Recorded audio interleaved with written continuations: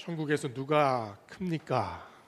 제자들이 예수님께 질문했습니다. 예수님께서는 그 질문을 들으시고 옆에 앉아있던 아이를 일으키시더니 말씀하셨죠. 내가 진실로 너희에게 이르노니 너희가 돌이켜 어린아이와 같이 되지 아니하면 결단코 천국에 들어가지 못하리라. 우리에게는 너무 익숙한 말씀입니다. 그래서 별 생각 없이 듣지요. 그런데 오늘 이 질문과 대답을 가만히 보세요. 제자들에 대한 질문에 예수님은 완전히 다른 답변을 하셨습니다. 제자들은 천국에 들어가면 누가 크겠습니까? 이 땅에서의 삶 속에서 어떻게 하면 천국에 가서 큰 사람이 됩니까? 라고 물었습니다. 그런데 예수님은 너희가 어린 아이와 같이 되지 아니하면 어떤 누구도 결단코 천국에 들어갈 수 없다라고 말씀하셨습니다. 제자들은 지금 이 땅에서 나의 노력으로, 나의 힘으로 무언가를 얼만큼 쌓으면 천국에서 어떤 상급을 받을 수 있겠습니까? 라고 물었는데 예수님은 지금 상급이 아니라 자격에 대해서 말씀하십니다. 가서 무엇을 받는 것이 아니라 어떻게 하면 천국에 들어갈 수 있게 되는가, 그 자격을 말씀하고 계시죠. 이 단순한 질문과 답변이 엄청난 차이가 있습니다. 오늘 말씀을 보면 돌이켜 어린 아이와 같지 아니하면 이라는 말씀이 있잖아요. 어린 아이를 중심으로 돌이켜라는 단어와 같지 아니하면 이라는 단어가 있습니다. 먼저 예수님께서는 어린아이와 같아야 된다라고 말씀하셨어요. 우리가 어린아이들의 성품, 어린아이들의 마음을 일단 알아야 합니다. 어린아이들은 어떻습니까? 어린아이들은 순수하죠. 주일학교 선생님이 그 아이들을 모아놓고 이렇게 말을 했습니다. 동생이 오른뺨을 때리면 왼뺨도 내어줄 사람이 누가 있을까요? 그랬더니 저요 다 손을 들었어요. 그런데 한 아이가 선생님, 동생이 만약에 오른쪽 눈을 찌르면 어떻게 해요? 오른쪽 눈을 찌르면 왼쪽 눈도 찌르게 놔둬야 된다는 말인가요? 그 아이가 그 다음에 한 말이 두 눈을 다 못 보면 내가 동생을 어떻게 돌봐줄 수 있어요? 이런 말을 했대요. 이게 아이들의 순수함 아닙니까? 아이들은 그대로 믿습니다. 예수님께서 하신 그 말씀 그대로 받아들이는 것이 아이들의 마음 아닙니까? 또 아이들은 부모들을 절대적으로 의지하지요. 산수 시험 문제에서 90점을 맞은 아이가 아주 기뻐서 엄마한테 가서 얘기를 합니다. 엄마, 산수 시험 봤는데 10개 중에 9개 맞았어. 그러면 엄마들은, 특별히 한국 엄마들은 100% 이렇게 묻습니다. 뭐라고 물을까요? 한 개는 왜 틀렸어? 예외가 없습니다. 똑같이 그걸 물어봐요. 아이는 산수 문제 하나 덜 맞고 더 맞고가 아이에게 중요할까요? 전혀 중요하지 않습니다. 아이는 엄마의 마음을 기쁘게 하는 것이 중요하지요.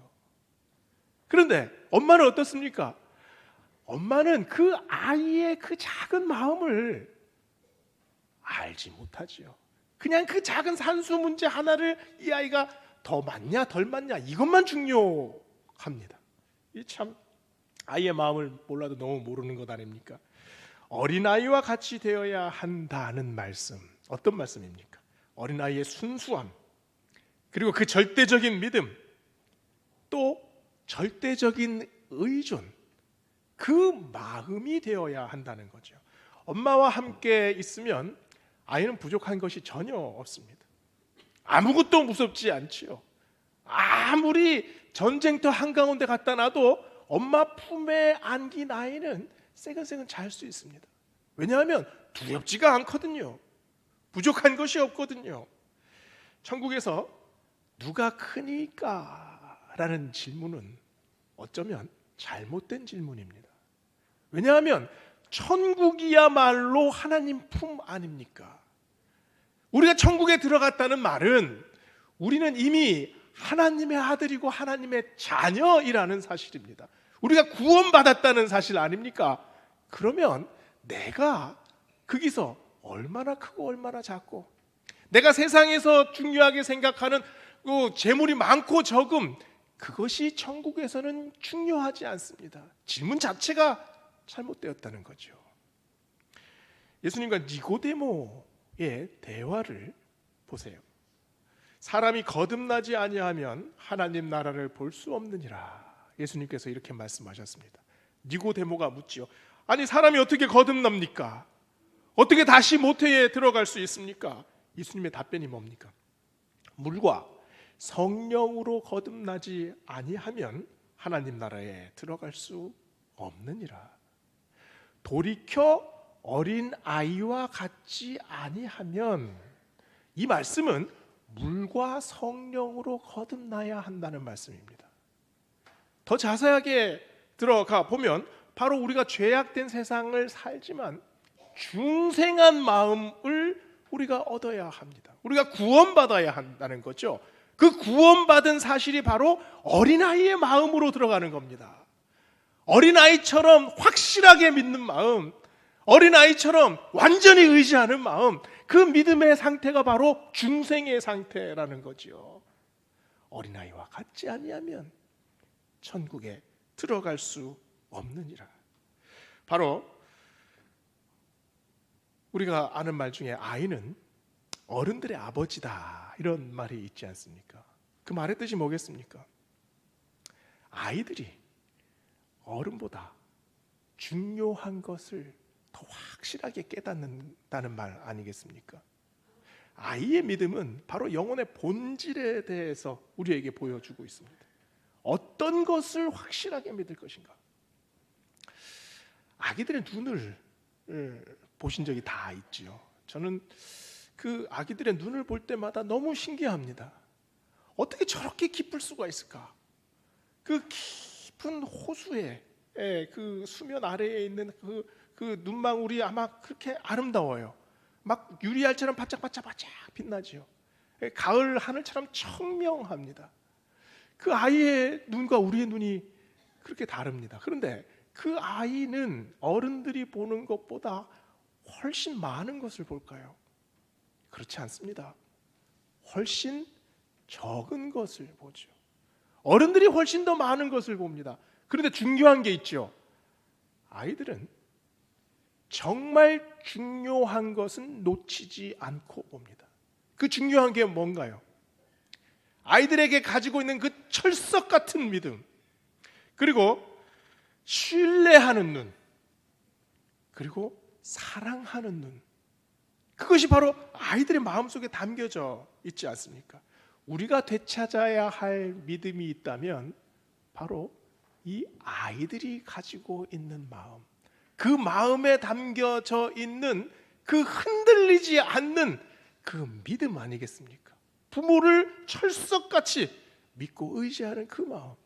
예수님께서 아이에게 무엇을 보셨습니까? 아이에게 바로 이 신앙을 보셨다는 겁니다. 예수님께서 계속 말씀하십니다. 4절 보시면, 그러므로 누구든지 이 어린아이와 같이 자기를 낮추는 사람이 천국에서 큰 자니라. 이게 참 이상한 말씀입니다. 자기를 낮추는 아이를 보신 적이 있습니까? 아이는 절대로 자기를 낮추지 않습니다. 아이들의 그 모습을 보면, 유치원에 가면 아이들이 잘 놀다가도 옆에 아이가 더 좋은 장난감을 가지고 있으면 그냥 확 뺏어버리죠. 자기를 낮추지 않습니다. 그리고 그 엄마가 부엌에서 이렇게 요리를 하고 있으면 칼을 가지고, 식칼을 가지고 하고 있는데도 나도 해볼래, 나도 할래, 때를 쓰고 그냥 그 식칼을 자기가 한번 만져보려고 하잖아요. 그 백화점에 가면 꼭 1년에 한두 번은 바닥에서 그냥 막 뒹구는 애들을 우리가 보지 않습니까? 그 아이들을 그 보면서 얘 참 겸손이라고는 정말 눈꼽만치도 없구나. 아이들의 모습에서 우리는 겸손을 찾아볼 수가 없죠. 아이들이 겸손한 경우는요, 아이들이 주눅든 경우입니다. 그래서 우리는 가끔 애어른이라는 말을 쓰지요. 저는 그렇게 좋은 말 같지 않습니다. 아이는 뛰어놀아야지요. 아이는 산만한 게 정상입니다. 그런데 우리가 이 오늘 말씀에서 자기를 낮추는 아이는 그러면 어떤 아이겠습니까? 심리학자 에릭슨은 사람의 발달 단계를 8단계로 이렇게 나누는데요. 이 각 단계별로 과제가 있습니다. 그 과제는 주로 서로 다른 상이한 그 성격 발달 과제가 통합돼서 새로운 것으로 이렇게 발달 단계를 올라서는 것을 말해요. 그 중에서 세 번째 단계가 자기 중심성과 그 죄책감, 이 둘 사이의 갈등입니다. 여기서 자기 중심성과 죄책감을 넘어서 자기 주도성으로 나아가야 한다고 말을 합니다. 자기 중심성은 아이들이 언제 생깁니까? 방임했을 때, 그리고 방치했을 때, 그때 아이들이 그냥 제멋대로이지 않습니까? 그러면 죄책감은 언제 생길까요? 너무 큰 억압이 있을 때, 아이들한테 큰 소리를 쳤을 때 아이들은 쪼그라듭니다. 그런데 자기 주도성은 자기 중심성과 좀 달라요. 자기 주도성은 자기 마음대로 하는 것이 아닙니다. 자기 마음대로 하고 싶은 것을 참고 해야 하는 일을 참는 거죠. 그리고 자기 혼자만 막 그 자기 마음을 드러내는 것이 아니라 어우러져야 됩니다. 조율해야 되죠. 사람들의 마음을 묶어야 합니다. 그래서 자기 주도성은 자기를 조율해 가면서 다른 사람과 어울릴 수 있는 능력입니다. 그래서 어린아이와 같이 자기를 낮추는 사람에게는 이 공감을 배워가는 사람입니다. 자기를 낮추는 사람은 공감하는 능력이 있는 사람이죠. 창세기 26장에 보면 이삭에 대한 얘기가 나옵니다. 창세기에 여러 믿음의 조상들 중에 이삭은 특별히 성경에 그리 큰 내용이 나오지 않아요. 그런데 창세기 26장 한 장 전체를 할애를 해서 이삭이 했던 일들을 쫙 나열합니다. 이삭이 했던 일 중에 그 일이 뭐냐? 바로 우물을 파는 일이었습니다. 당시 팔레스타인에 물이 없지 않습니까? 우물을 파려면 정말 우물을 하나 발견하면 거의 기적 중에 기적입니다.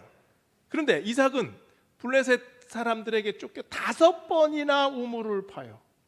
팠다 하면 그 우물을 뺏어 갑니다. 그러면 또 도망가서 다른 데서 또 파요. 그러면 또 그 우물을 뺏깁니다. 이삭은 착한 사람입니까? 이삭은 어쩌면 쉽게 포기하는 사람 아닌가요? 자기가 그렇게 힘들게 우물을 팠는데 그것을 뺏긴다고 그냥 놔두고 또 다른 데로 이동을 합니다. 5번이나 그렇습니다. 그러나 이삭은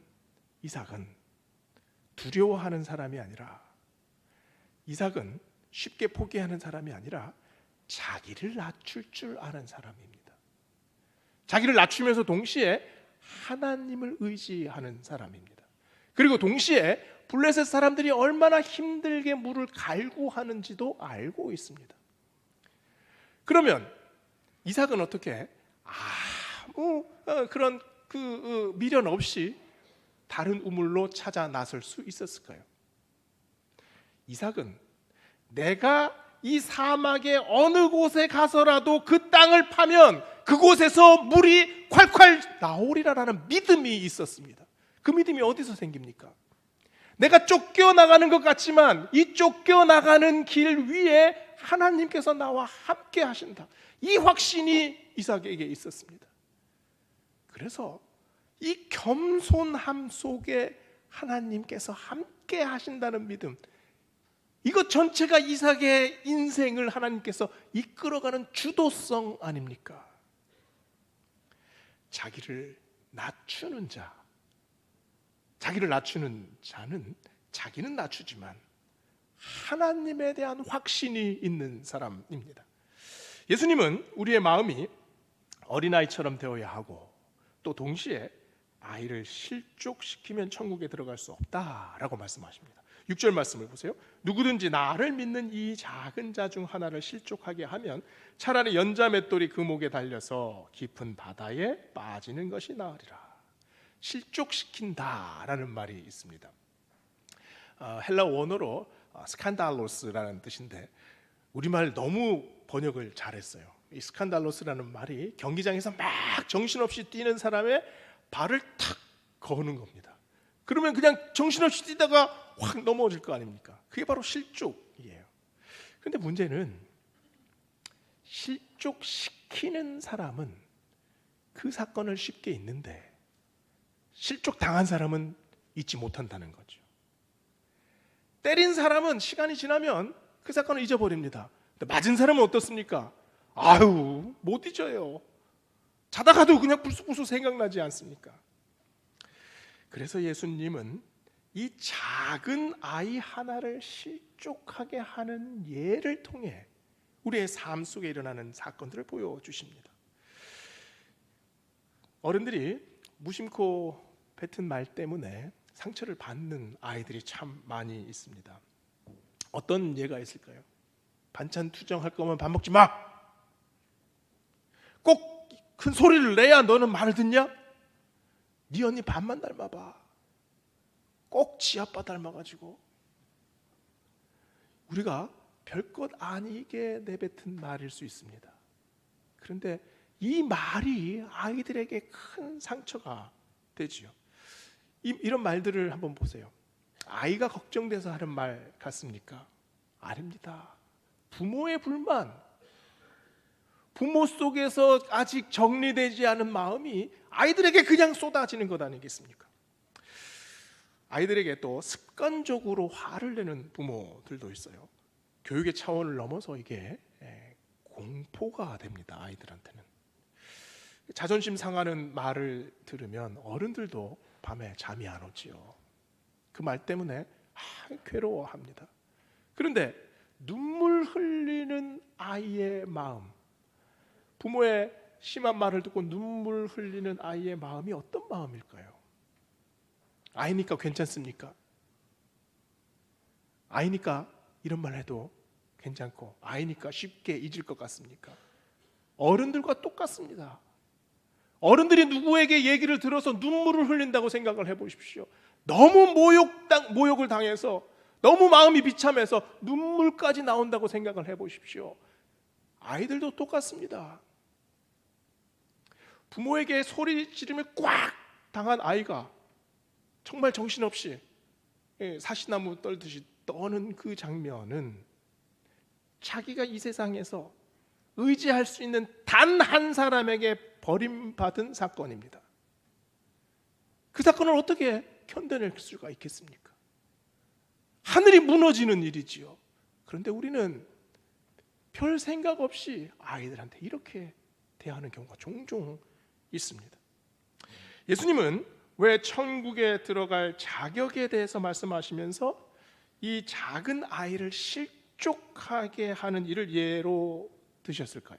왜냐하면 당시에 가장 보호받지 못하는 사람들이 바로 이 아이들이었기 때문입니다.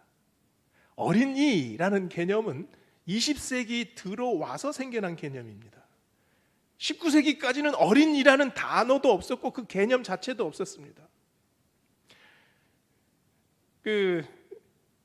찰스 디킨스가 빅토리아 시대에 쓴 여러 가지 소설들이 있죠.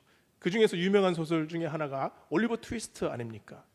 19세기 그 말에 산업혁명이 일어났을 때 6살, 7살, 8살 되는 아이들이 공장에서 12시간씩 일했습니다. 주일날 쉬지도 못했습니다. 일주일 내내 12시간씩 일하고 픽픽 쓰러지는 아이들이 그냥 태반이었어요. 그때 아이들의 인권이고 뭐가 없었습니다. 이 아이들의 마음에 가장 필요한 게 뭔가요? 나를 보호해 줄 한 사람, 나를 아껴주고 나를 보듬어줄 한 사람, 그 마음이 간절한 아이들 아닙니까? 예수님께서 왜 이 어린 아이들을 예로 보여주셨습니까? 바로 그 마음을 아시기 때문입니다. 그러면서 7절에 의미심장한 말씀을 하셨어요. 실족하게 하는 일이 없을 수는 없으나 실족하게 하는 그 사람에게는 화가 있도다. 실족을 시키는 일, 그리고 실족을 당하는 일, 이 일들이 없을 수는 없다. 우리 삶 속에서 반복적으로 일어난다. 그 말씀 아니겠습니까? 인생에 사춘기와 갱년기가 있습니다. 가정에서 가장 힘든 단계가 있다면 바로 이 사춘기 그리고 갱년기. 더 힘든 단계는 이 두 단계가 겹치는 단계지요. 정신이 없을 겁니다. 딸은 점점 잠이 많아지고 게을러집니다. 반면에 엄마는 어떻습니까? 밤에 잠이 안 와요. 불면증에 시달립니다. 그래서 새벽부터 움직여요. 이 딸하고 엄마하고 부딪힐 수밖에 없지 않습니까? 아들은 게임하는 걸 왜 막아? 이런 자유도 없습니까? 그러면서 문을 꽝 닫고 지방으로 들어가면 엄마는 그게 질려가지고 엄마는 방 속에서 웅크리고 있습니다. 우울감이 확. 자녀들은 시간이 지나면서 엄마 품을 자꾸 떠나려고 합니다. 엄마는 길을 쓰고 떠나려는 자녀들을 잡으려고 해요. 사춘기 딸과 갱년기 아내가 싸우면 누가 무서울까요? 남편이 제일 무서워한대요. 이게 정신이 없거든요. 나는 살아야 되는데 막 폭탄 터지고 막 총알이 빗발치는 여기서 어떻게든 조용하게 살아남아야 되거든요. 서로가 실족시킬 수 있습니다. 서로가 상처 줄 수 있습니다. 자연스러운 과정이죠. 자녀들은 자라니까, 또 엄마는 나이가 드니까 이 서로의 다름을 이해해야 합니다. 신앙에도 사춘기와 갱년기가 있습니다. 신앙의 질풍노도의 시기가 오면 내 마음에 폭풍이 붑니다. 모든 것이 다 불만이고 모든 것이 다 마음에 들지 않아요. 그래서 하는 말마다 자기 마음은 그렇지 않은데 비난의 말이 나가고 상처의 말이 나가고 그런 경우가 우리한테 있지 않습니까? 신앙의 갱년기가 찾아오면 모든 것이 시들해집니다. 중요해 보이지가 않아요. 그렇게 뜨겁던 마음이 싸늘하게 식어집니다. 신앙은 항상 기쁨과 감사로 넘쳐나야 합니까? 그렇지 않습니다. 신앙에 불만과 비난의 단계도 있습니다. 슬픔과 아픔의 단계도 있지요. 절망과 한탄의 단계도 있습니다. 신앙을 가진 사람은 우리의 부족한 면을 외면하거나 또는 회피하는 사람이 아닙니다. 오히려 받아들이죠. 오히려 아파합니다. 그리고 그것을 토로합니다. 그리고 그것을 간구하지요. 내 속에 있는 괴롭고 힘들고 갈등되고 깨져나가는 그 어둠을 직시하는 능력, 그 능력이 신앙에 있습니다. 그 신앙을 가지고 가게 되면 우리의 영혼이 얼마나 쉽게 깨지는지를 알게 됩니다. 그래서 그 영혼 그대로 우리가 하나님 앞으로 나아가잖아요. 그거 붙들고 하나님 앞에 엎드리잖아요. 우리가 예배에 나오는 이유가 바로 여기에 있습니다. 그래서 예수님은 8절 9절에서 강력한 말씀을 주십니다. 네 손이나 발이 범죄하거든 찍어버려라. 네 눈이 범죄하거든 빼어버려라. 우리 행동으로 다른 사람을 실족시키는 일이 있습니다. 나의 입으로, 또 나의 눈으로, 나의 행동으로 내가 돌이킬 수 없는 무례한 행동을 했습니다. 그러면 내 손목을 잘라버립니까? 내가 어떤 사람에게 마음에 상처 주는 말을 그냥 훅 내뱉었어요. 그 말을 우리가 다시 되담을 수 없지 않습니까? 내가 미운 마음에 어떤 사람을 흘겨보고 그 사람을 아주 시기했습니다. 우리가 눈을 빼버려야 합니까? 우리는 그렇게 생각하지 않죠. 어쩔 수 없다고 생각합니다. 그런데 가만 보세요. 이 말씀을 아이들은 어떻게 받을까요? 아이들은 무서워합니다. 동생을 내가 손으로 때렸는데 그러면 내 손을 잘라야 되나요? 아이들은 충분히 그렇게 생각할 수 있어요. 예수님께서 지금 이 말씀을 누구에게 하시고 있습니까? 아이들 같은 우리의 마음에 하고 계십니다. 그 말은 예수님께서 이렇게 하신 이 말씀을 우리가 진지하게 받아야 한다는 말이죠. 심각하게 받아야 한다는 말이죠. 아이처럼 회개하고, 아이처럼 받아들이고, 아이처럼 화해하고, 아이처럼 회복해야 합니다. 예수님께서 지금 이 말씀을 우리 마음에, 아이와 같은 우리의 마음에 지금 하고 계시지 않습니까? 그래서 3절의 말씀이 우리에게 새롭게 다가옵니다. 너희가 돌이켜 어린 아이들과 같이 되지 아니하면 결단코 천국에 들어가지 못하리라. 어떻게 어린 아이와 같이 될 수 있을까요? 어린 아이와 같이 되는 상태는 도대체 어떤 상태입니까?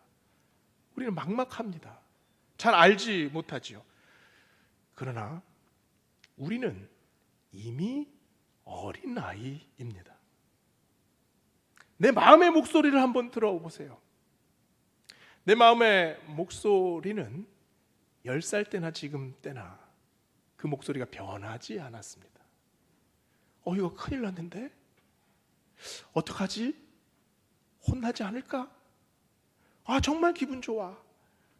나 오늘 정말 행복해. 10살 때 내 안에서, 여기 이 안에서 내 마음속에 울렸던 그 목소리는 지금도 똑같은 목소리입니다. 전혀 변하지 않았어요. 그 말은 이 안에 어린 아이가 있다는 말입니다. 돌이켜 어린 아이와 같아지는 일은 바로 내 마음의 중심으로 돌아가는 일입니다. 바로 가장 나의 근원적인 상태, 가장 솔직한 그 내 마음의 상태, 그리고 가장 여린 그 나의 가장 핵심에 있는 그 부분으로 들어가야 한다는 거죠. 진정한 나, 어떤 나입니까? 누구보다 환하게 웃었던 나, 속상하면 울고 투정했던 나, 그리고 사람들 눈치 안 보고 장난도 치고 서슴없이 다가가고 편견 없이 끌어안고 대범하게 나눠주던 바로 그 나, 그 나에게, 어렸던 그 나에게로 돌아가야 한다는 말씀입니다. 5절 말씀을 보세요. 예수님이 이렇게 말씀합니다. 누구든지 내 이름으로 이런 어린아이 하나를 영접하면 곧 나를 영접합니다. 이런 어린아이 누굽니까? 세상에는 도움이 필요한 수많은 어린아이들이 있습니다. 그러나 그 어린아이들 중에 가장 먼저 영접해야 할 아이는 바로 나입니다. 내 안에 있는 그 아이, 그 아이를 가장 먼저 내가 영접해야 합니다. 그 아이를 받아들일 때, 그 아이가 예수님을 제대로 만날 때, 그 아이가 예수님과 만난 그 즐거움과 기쁨과 감격을 제대로 느낄 때, 그때 그 아이는 다른 아이를 볼 수 있게 됩니다. 다른 아이에게 다가설 수 있는 능력이 생기죠. 다른 아이를 돕게 됩니다. 예수님이 우리에게 어떻게 오셨습니까? 예수님이 우리에게 아이로 오셨습니다. 이사야 9장 6절은 이렇게 말합니다. 이는 한 아기가 우리에게 낳고 한 아들을 우리에게 주신 바 되었는데 그의 어깨에는 정사를 메었고 그의 이름을 기묘자라 모사라 전능하신 하나님이라 영존하시는 아버지라 평강의 왕이라 할 것이니라. 하나님은 내 안에 있는 아이가 예수님의 그 아기를 만나게 만들어 주셨습니다. 왜냐하면 예수님께서 내 안에 있는 그 여린 마음을 너무나 잘 아시기 때문이죠. 천국에서 누가 큽니까? 천국에서는 큰 사람이 없습니다. 천국에서는 모두가 하나님의 자녀입니다. 모두가 하나님의 아이이지요. 불만이 없고 모든 것이 만족됩니다. 오늘 말씀 속에서 예수님께서 아이가 되지 아니하면 천국에 들어갈 자가 없느니라 하신 말씀을 다시 한번 묵상합시다. 하나님께서 우리를 아이의 상태에서 바라보십니다. 가장 필요한 것과 가장 어려운 것과 가장 아픈 것 하나님이 너무나 잘 아십니다. 그 마음으로 다시 예수님 앞에 나아가는 우리 모두 되시기를 소원합니다. 기도하시겠습니다. 사랑과 은혜의 하나님, 너희가 돌이켜 아이같이 되지 아니하면 천국에 들어갈 수 없느니라 하신 말씀 다시 묵상합니다. 우리 영혼의 가장 깊은 곳, 가장 연약한 곳, 가장 근원이 되는 그 아기의 마음으로 우리가 예수님 매번 다시 만날 수 있도록 인도하여 주시옵소서. 감사드리며 예수님 이름으로 기도드립니다. 아멘.